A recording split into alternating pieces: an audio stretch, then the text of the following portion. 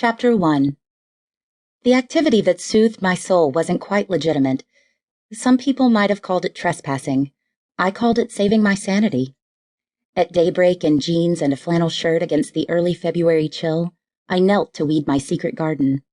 It wasn't impressive now, with only pansies and camellias in bloom, but it would be gorgeous again in the spring. I'd discovered it on a sultry day several years before when I'd stolen onto church property to snap a close-up of some amazingly blue hydrangeas.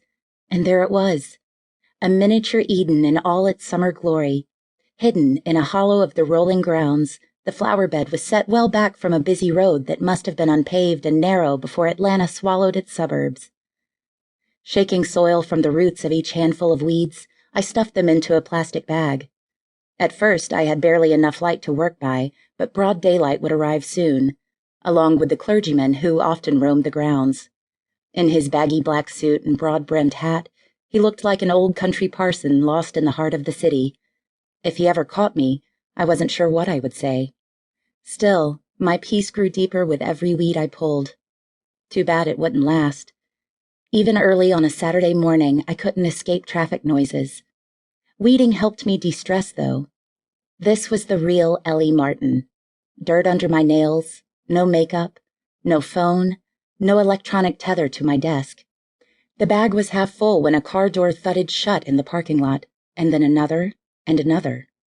Maybe the youth group was gathering for an early morning event. Whoever they were, they'd have no business among the flowers. I kept working. Over the next few minutes, I heard more thuds, mixed with subdued laughter. I moved to the rear of the flower bed where tall camellia bushes provided cover. Then I heard music. A car stereo? But it sounded like a single guitar, not on a stereo, but live, coming closer. Before I could squeeze further into hiding, 15 or 20 people walked over the rise, led by 3 young children who gamboled across the lawn like puppies. Bringing up the rear, a man in a black suit walked arm in arm with a woman in an ankle-length white dress. She held a loose sheaf of bright red roses. A guerrilla wedding. I'd heard of such things. They were headed straight toward me. Naturally, the camellias were a perfect backdrop, and being down in the hollow, the sight wasn't visible from the street.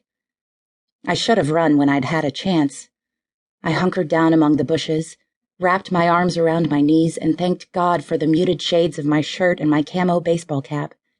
Even my dark hair might blend in with the dark foliage of the camellias. Now I saw where the music came from. A ponytailed man played a guitar as he strolled along, grinning at the bride and groom. Close up, I could see that she was a fresh-faced blonde, who must have been freezing in her short-sleeved gown. Her dapper groom wore a confident smile and a rosebud boutonniere. They slowed at their appointed spot, with their guests making a loose semicircle behind them. A stocky young man carrying a black book stepped forward and positioned himself not 10 feet from my hiding place. He stood before the happy couple, blocking my view of their faces. "Dearly beloved," he began quietly. I sighed. So romantic and sneaky. I could just hear what Mom would say. "They're trying to get out of paying a fee. That's stealing. From a church." They might have paid the fee, though. Maybe they'd only wanted an offbeat wedding at the crack of dawn. Yeah, right, I mouthed silently. But then I had to smile. I was trespassing, too. A guerrilla gardener spying on a guerrilla wedding. I tugged the bill of my cap lower. Several of the guests were using their phones to record the ceremony. Even if no one noticed me at the moment, I might show up in someone's video, crouching in the bushes like a criminal. My boss asked me and my fellow agents to keep up our professional appearance and behavior in public. I'd be in deep trouble if the whole thing went viral on YouTube and someone spotted me and mentioned it to Betty. Since I couldn't hear much of the preacher's address, I amused myself by imagining I was the bride, wearing a lacy Jenny Packham gown, carrying a lavish bouquet. I had no father to walk me down the grassy aisle, but I could walk with my groom, like my sister planned to do with Eric. Mom was paying for Alexa's wedding, and boy, was it getting expensive.